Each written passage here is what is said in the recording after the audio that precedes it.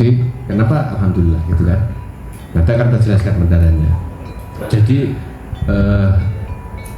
mekanisme kerja ketuhanan disebutkan dengan kata Allah itu adalah mekanisme tertinggi, mekanisme pertama, maka juga disebut sebagai Ismul A'zam dalam proses penciptaan. Jadi asma Allah itulah yang bekerja dengan prinsip alhamdu pada dimensi pertama proses penfirmanan. Awal tajalli, awal kemunculan penfirmanan, proses farku, proses pemisahan realitas kita di dalam gagasan Tuhan menjadi realitas yang terpisah dari Tuhan, tapi masih menyatu. Nah, ini rada angel ya, agak susah juga dipahami.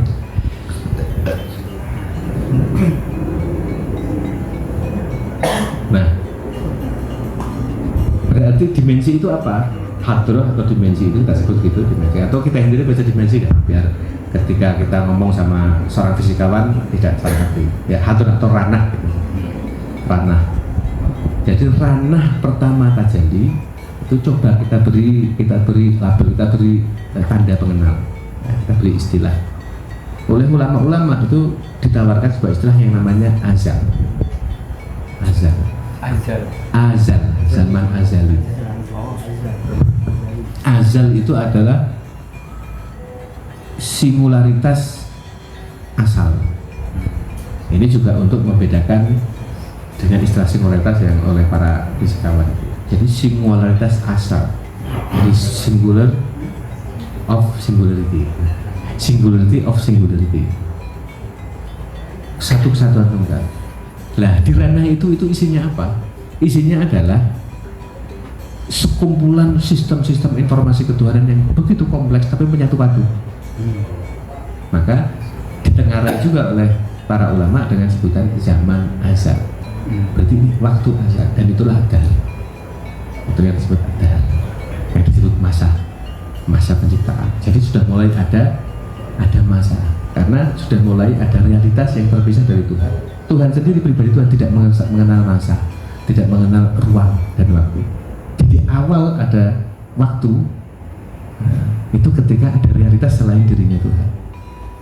Tapi waktu ini adalah waktu yang bersifat singular, singularity of singular. Jadi waktu yang tak berdurasi. Tapi sebenarnya kesempatan, ya kesempatan awal keberadaan segala sesuatu pada tataran informasi. Jadi sebenarnya adalah sistem informasi kesemestaan. Semua apa yang ada itu bersumber dari sistem informasi. Itu disimpulkan dengan kata Allah, sistem informasi. Nah, codingnya kita kasih lain kesempatan. Alif itu mengkodekan apa, lam pertama mengkodekan apa, lam kedua mengkodekan apa, hak mengkodekan apa. Terus bobot angkanya alif 1, lam 30, lam 30, hak 5, berarti 6,6. Ada apa di balik rumus matematika fakta 66 ini?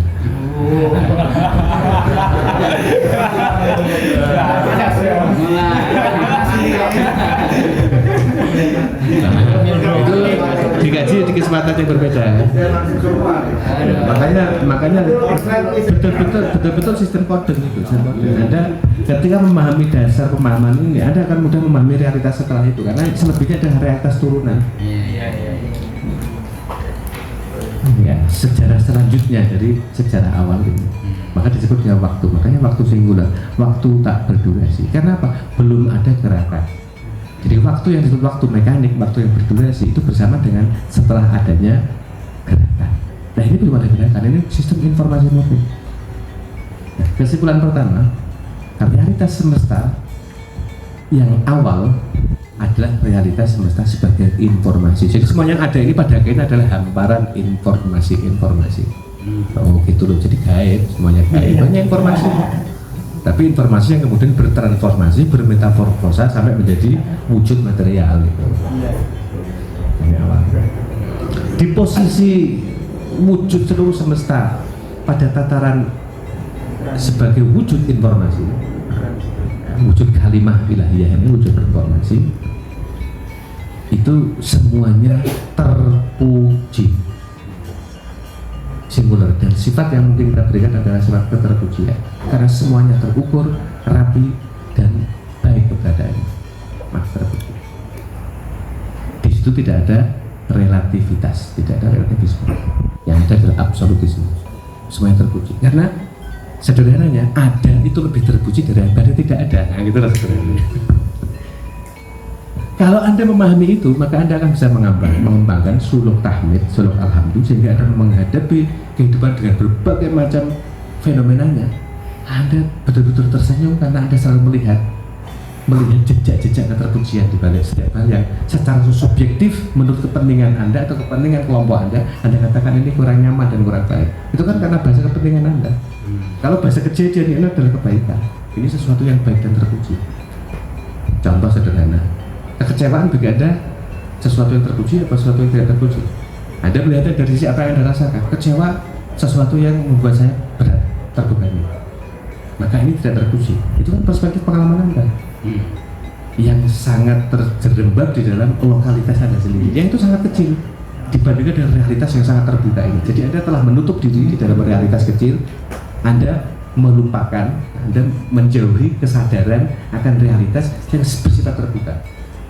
Karena begitulah Anda mengecilkan wujud Anda, maka Anda seperti sesuatu yang memempat, sesuatu yang kemudian didekat erat, maka Anda terkunci oleh tali-tali itu. Itulah yang membuat Anda berat.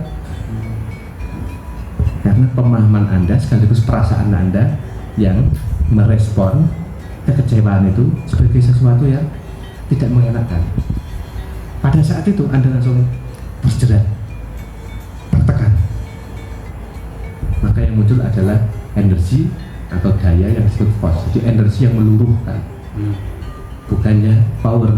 Power itu apa? Energi yang memberdayakan. Jadi energi yang memberdayai itu power, energi yang memperdayai itu force. Nah itu aja.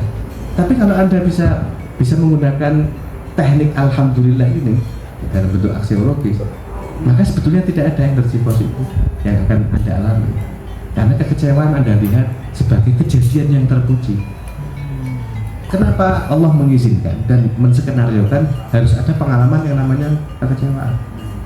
Karena itu akan memunculkan daya bagi Anda, meskipun Anda sementara waktu akan merasa lelah, karena agar itu memberikan tenaga lebih, energi lebih pada Anda untuk segera menjauh dari sesuatu yang mengancam Anda.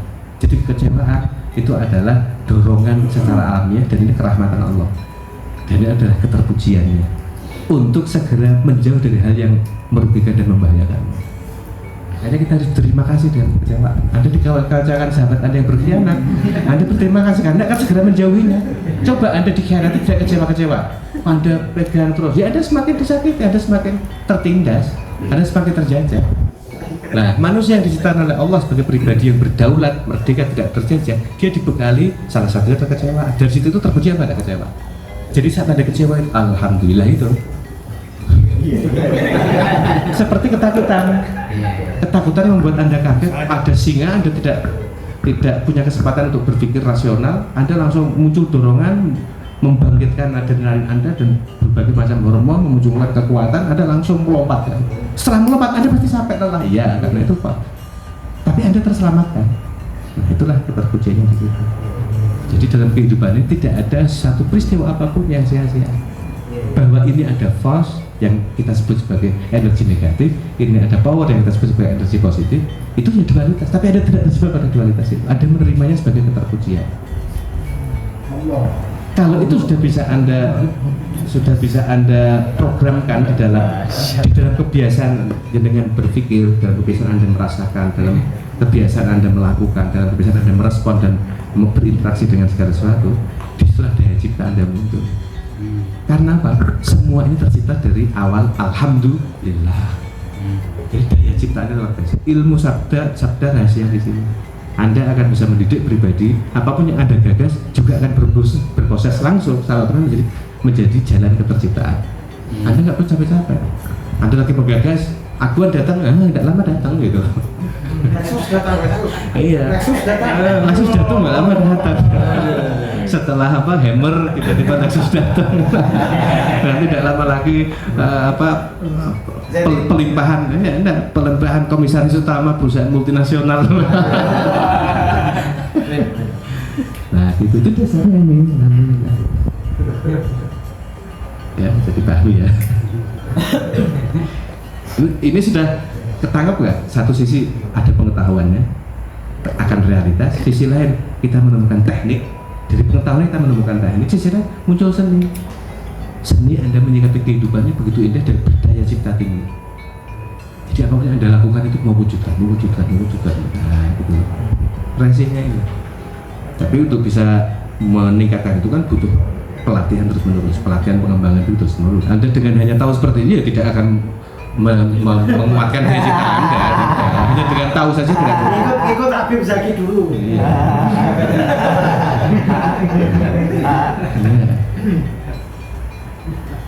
Udah punya pabrik sambal dulu ya. Oke, maka di sini kemudian kita lanjutkan. Alhamdulillahi dengan penjelasan singkat tadi, kayak awal penciptaan di zaman azal, jadi sistem informasi ketuhanan yang mengawali proses keterciptaan dari semua keberadaan. Jadi alhamdulillahi alladzi tajallat min asrari huwiyati haqaiqul aqwan. Nah, ini juga kemudian kita kembali ke makna permukaan lagi. Sudah dipuji Allah sebagai pribadi, ya, yang memendarkan Allah sebagai kinerja ketuhanan yang bersifat alhamdulillah. Nah, Allah sebagai pribadi yang alladzi tajallat min asrari huwiyatihi haqaiqul aqwan, yang seluruh realitas semesta ini. Atau apa itu aqwan? Apa itu seluruh realitas semesta? Ada realitas selain realitasnya Allah, itu disebut aqwan. Jadi realitas yang sesungguhnya dari al-aqwan ini pada dasarnya adalah merupakan manifestasi, pancaran, perwujudan selanjutnya, bias, pantulan, percikan, ya, tajallat min asrari huwiyati, dari efek, ya, efek yang tidak tampak, ya, efek dari keberadaan informasi yang memang tidak tampak, maka disebut asrar, rahasia. Dari rahasia huwiyah itu keberadaan kesejatian Tuhan. Jadi keberadaan Anda, keberadaan kita dan semesta itu hanya merupakan percikan dari keberadaan Allah. Percikan. Kenapa tidak kita sebut pantulan? Seakan pantulan itu kan dia memanifestasikan keseluruhan. Kalau percikan kan hanya memanifestasikan sebagian kecil realitas yang sangat terbatas dari realitas yang tak terbatas. Maka Anda merupakan perwujudan dari percikan rahasia-rahasia keberadaan Tuhan. Jadi huwiyah itu lebih kepada keberadaan. Jadi semua ini tercipta menjadi ada, itu cukup karena dipendari oleh Allah, diperciki oleh Allah. Jadi Allah tidak perlu seperti manusia dalam menciptakan, menggagas dulu, setelah menggagas mencari investor, setelah mencari investor membangun pabrik. Enggak perlu begitu. Jadi Allah menggagas, langsung berproses mewujud. Hanya cukup dari percikan gagasannya. Wa tammat bi anwari ilmihi wa iradatihi wa qudratihi hayatul fa'liyat. Wujud itu memiliki keberadaan. Nah, keberadaan ini memiliki aktivitas. Ya. Wa tammat dan menjadi sempurnalah bi anwari ilmihi wa iradatihi wa qudratihi, dengan cahaya-cahaya pengetahuannya Allah, cahaya-cahaya kehendaknya Allah, mauannya Allah, wa qudratihi, dan cahaya-cahaya kemampuannya Allah, hayatul a'yan, kehidupan semua wujud yang sudah mewujud spesifik, sudah memiliki personality. Wujud yang sudah memiliki personality. Kalau wujud di ranah sistem informasi ini kan belum memiliki personality karena masih menyatu padu seluruhnya, belum teridentifikasi bahwa personal A ini beda personal B, belum mewujud a'yan, masih haqaiqul aqwan, masih realitas yang tunggal. Contoh sederhana begini, keberadaan satu cerita di dalam film itu baru akan berdurasi dan bisa kita bedakan fase perjalanannya, tokoh-tokohnya, apa segala macam menjadi sebuah cerita yang berdurasi, berfase-fase, bertahap-tahap. Ketika sudah kita masukkan di dalam server pembaca, kemudian membaca dalam tayangan. Sebelum itu, saat dia masih di dalam sebutnya disket, saat dia masih dalam piringan, itu adalah sekumpulan sistem informasi yang tidak terbaca, menyatu padu. Beri Prima, ya dari dalam di mana nggak tahu, tapi ada di sana. Kapan Beri Prima itu? Ya, itu menjadi Gundala. Terus, ya di situ nggak ada durasi waktu, nggak ada durasi waktu, nggak ada runtutan kejadian, nggak ada. Tapi keseluruhannya menyatu padu pada saat yang sama sebagai sekumpulan kejadian yang menunggal, yang tunggal. Ya. Itu masih haqaiqul aqwan, masih haqaiqul. akbar. Jadi realitas selain realitas Tuhan yang pada posisi realitas yang sesungguhnya, realitas asalnya, yaitu realitas konseptualnya, baru menjadi realitas objektif. Nah, kalau a'yan adalah sudah menjadi realitas objektif yang memiliki personality masing-masing. Nah, sudah mulai ada tayangan. Nah, semua itu, semua apa yang keberadaan yang ada ini mengalami yang namanya kehidupan, diberi sifat yang namanya hayat. Karena apa? Pertama dia ada. Yang kedua keberadaannya ini membawa fungsi dari keberadaan, fungsi dari keberadaan, dan fungsi itu betul-betul termanifestasikan. Jadi keberadaan yang membawa fungsi dan fungsi itu betul-betul termanifestasikannya disebut hidup. Disebut hidup. Contoh lampu. Lampu ini dibuat ada oleh penciptanya untuk tujuan apa? Menerangi. Nah, ini namanya fungsi keberadaan lampu. Ini fungsi dasar, fungsi utama, fungsi yang menempel langsung pada tujuan fitrah, tujuan asal penciptaan lampu. Bahwa kemudian lampu rusak itu kemudian Anda bikin apa yang lain, itu fungsi yang tidak sebenarnya. Daripada tidak berfungsi sama sekali, Anda fungsikan kan gitu. Nah, ini yang disebut sebagai fungsi kemanfaatan. Kalau itu Anda gunakan betul, Anda nyalakan, dan dia memanifestasikan fungsinya betul-betul menerangi, disebut hidup. Karena pertama dia punya keberadaan, dia memang ada wujudnya, dan wujudnya itu membawa potensi fungsional. Apa potensi fungsionalnya? Menerangi. Nah, setelah Anda gunakan betul-betul menerangi, disebut hidup. Kehilangan satu kriteria, maka makna hidupnya menjadi nggak sempurna. Gitu. Jadi barang Anda itu diciptakan dengan potensi fungsi yang melekat. Apa itu fungsi itu? Anda gunakan fungsi itu bermanifestasi, betul mewujud nyata. Dinamakan hidup. Kalau enggak ya berarti setengah hidup. Iya benar Gus. Jadi kita sudah bicara soal keberadaan hal-hal secara spesifik yang sudah memiliki personality, memiliki keberadaannya masing-masing. Nah, ini dia menjalani kehidupan. Artinya dia menjalani keberadaannya, kemudian memanifestasikan fungsi dari keberadaannya. Namanya itu. Semua itu bisa terjadi secara sempurna, artinya betul-betul terjadi. Karena apa? Karena ada percikan dari pancaran cahaya. Pertama, ilmunya Allah. Di sini kita pahami ilmunya adalah kesadaran ketuhanan. Kemudian iradah adalah kecerdasan ketuhanan. Kehendak Allah itu melambangkan kecerdasan, kemahacerdasan. Kemudian qudrah ini adalah kemampuan atau keterampilan. Dan ini juga tiga hal yang melingkupi tiga pilar hayat, tiga pilar kehidupan tadi itu. Jadi setiap keberadaan sesuatu itu sudah membawa kesadarannya masing-masing. Karena dia menjadi ada sebab dia memercik dari kemahasadaran Allah.